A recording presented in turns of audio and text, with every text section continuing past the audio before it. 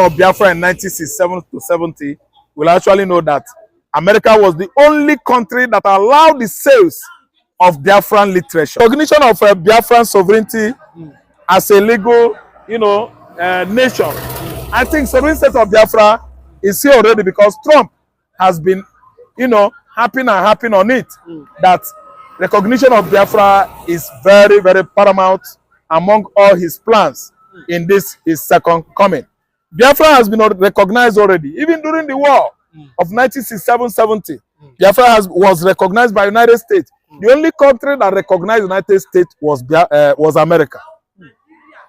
The way the United States, let me say, philanthropists across United States were handling issue of Biafra in 1967 to 70 will actually know that America was the only country that allowed the sales of Biafran literatures.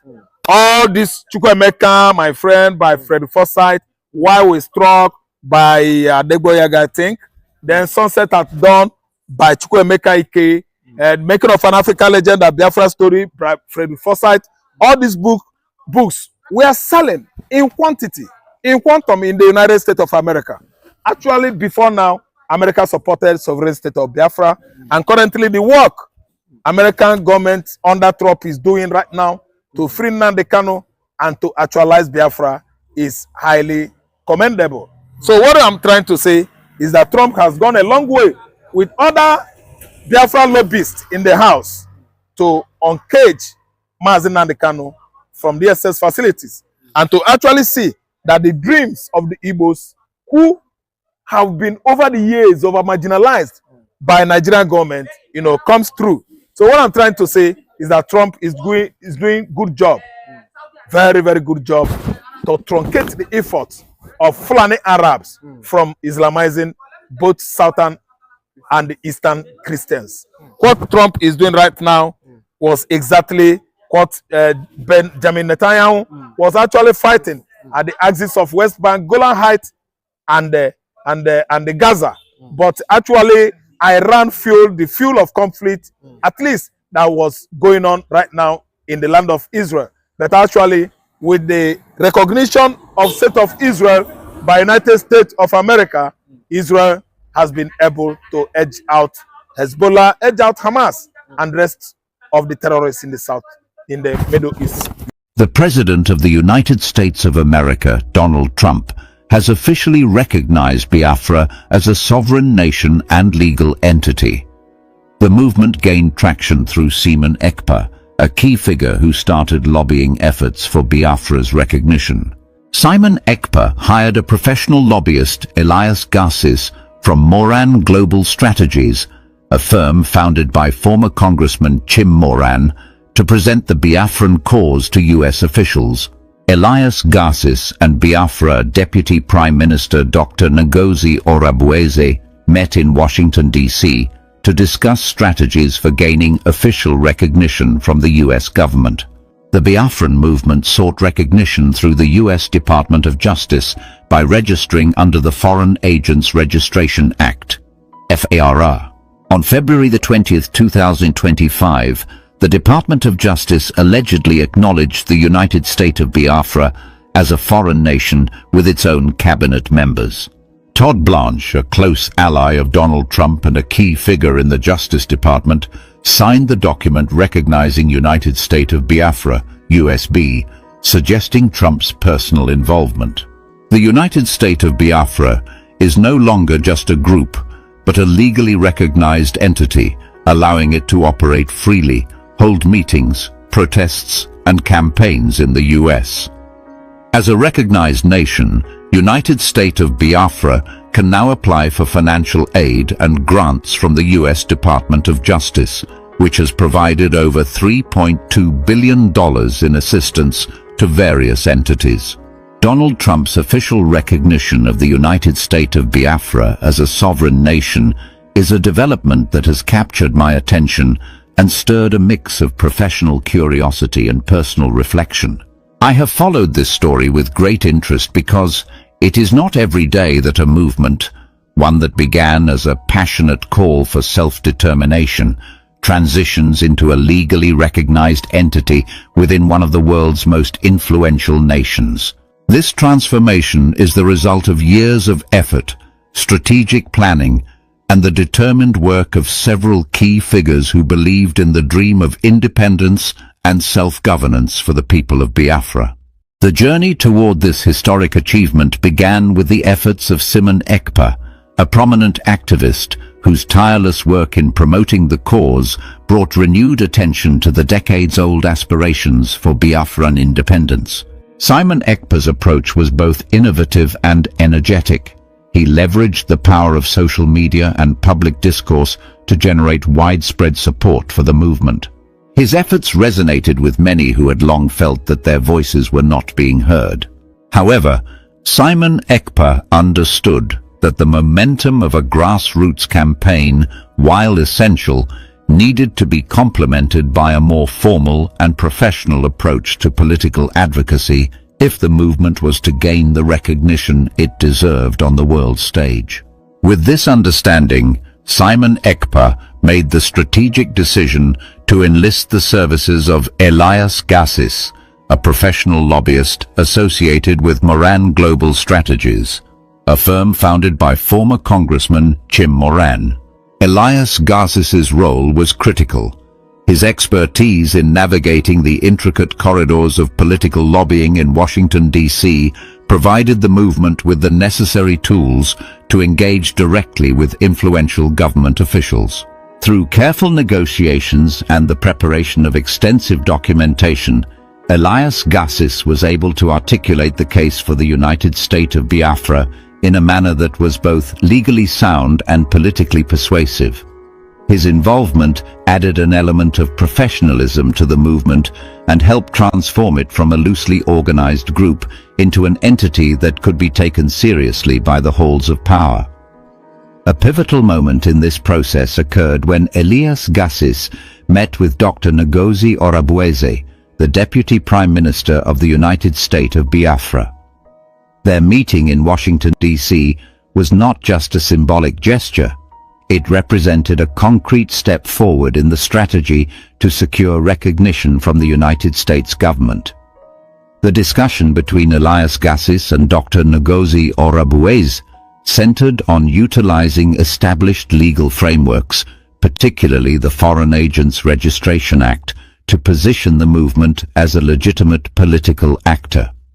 By registering under this act, the movement could formally present itself as an entity with a defined purpose and structure.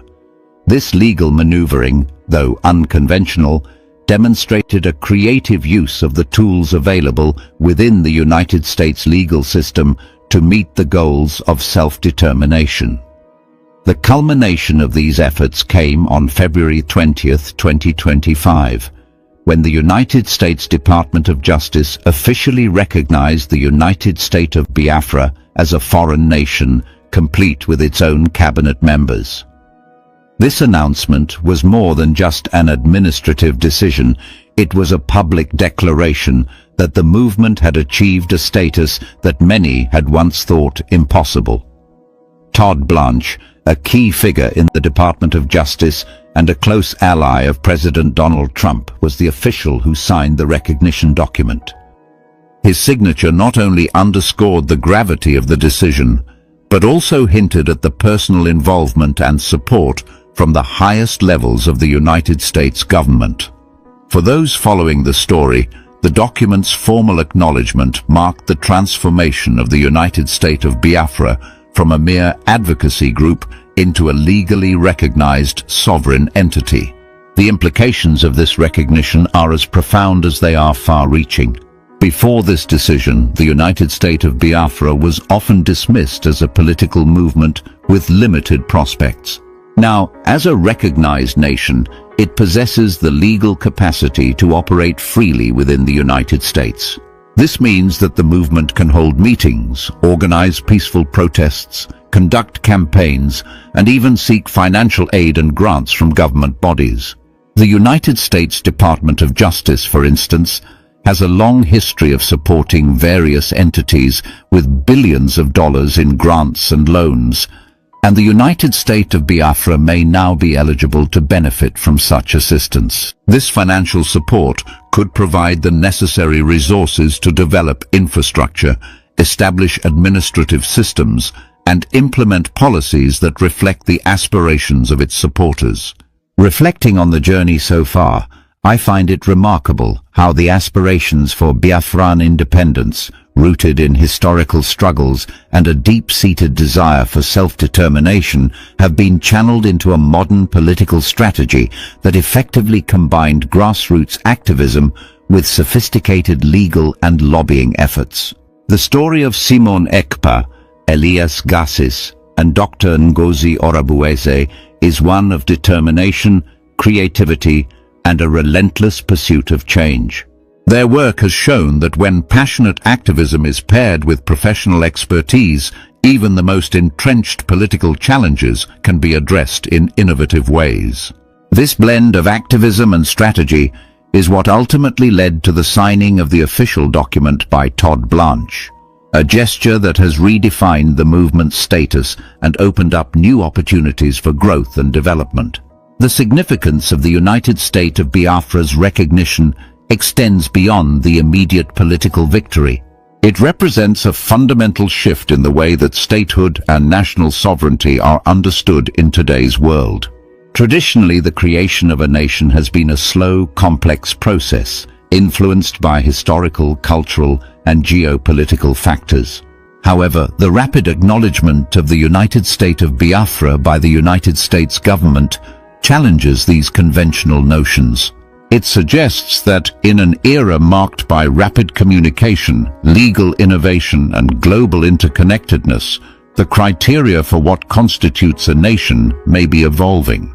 This development invites us to rethink the established markers of legitimacy and to consider the possibility that a community's determination and strategic use of legal tools can redefine its place in the international order.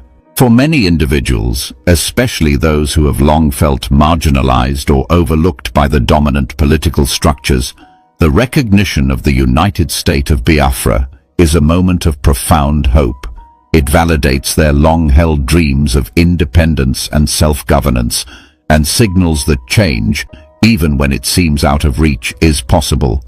The movement's ability to mobilize support, engage with high-level officials, and ultimately secure legal recognition is a testament to the power of collective action and the importance of having a clear, strategic vision. It also serves as an inspiring reminder that even in the face of formidable challenges, perseverance and innovative thinking can lead to transformative outcomes. At the heart of this development lies the interplay between historical legacy and modern political strategy. The aspirations for Biafran independence are deeply rooted in the historical context of Nigeria and the struggles that emerged during the Nigerian Civil War in the late 1960s. For decades, the memories of that conflict and the sense of injustice and marginalization that many felt have fueled calls for a separate Biafran identity.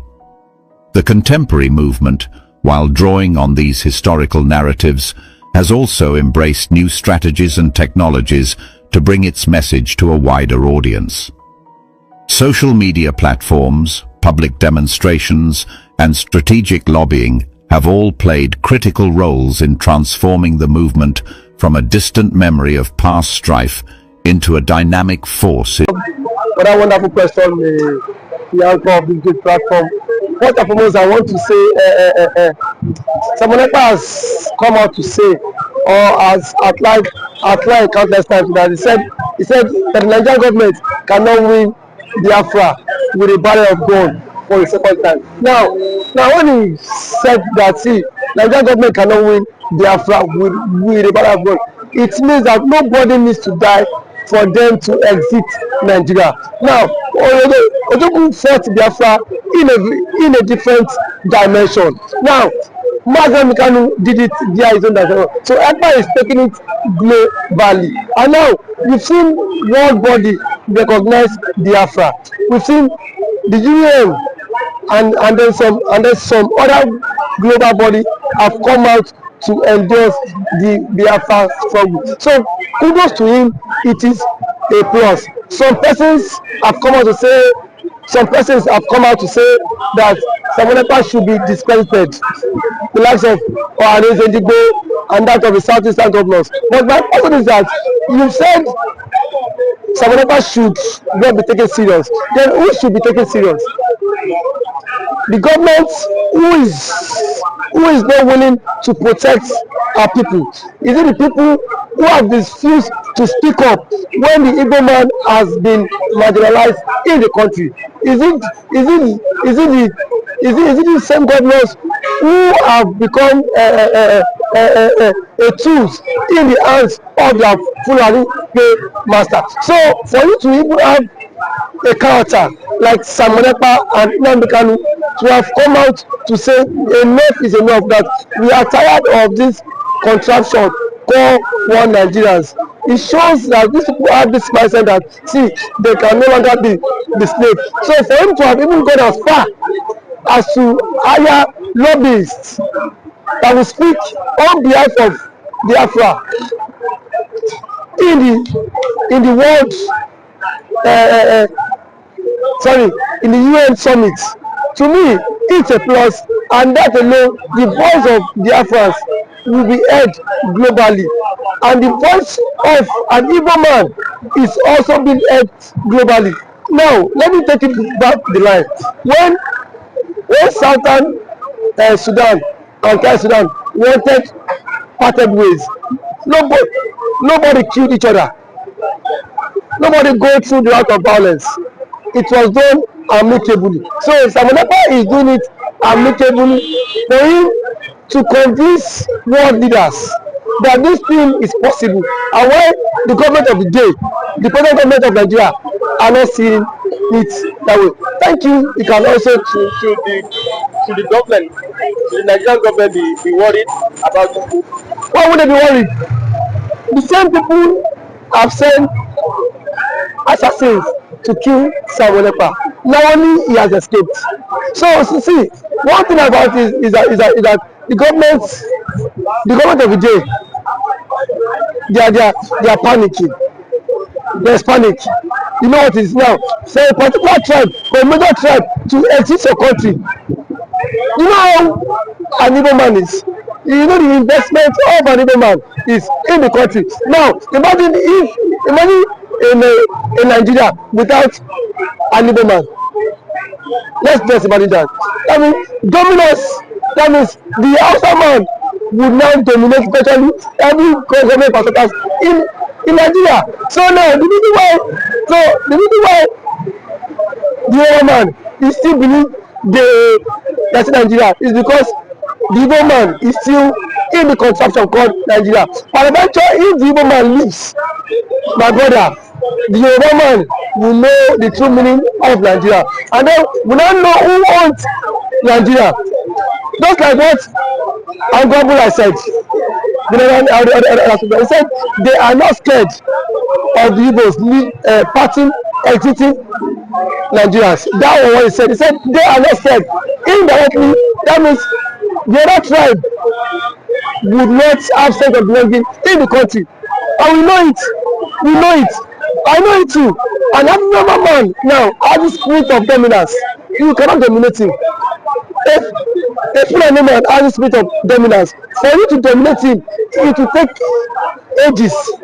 In terms of population, you cannot dominate them. So one thing is that Ojukwu have foreseen this whole thing. That was why he championed this Biafra struggle. And now, gradually, it is now becoming a reality in this contraction called Nigeria. Now, there are some Igbo men are even tired of the system called Nigeria, just because they feel their brother is still in president.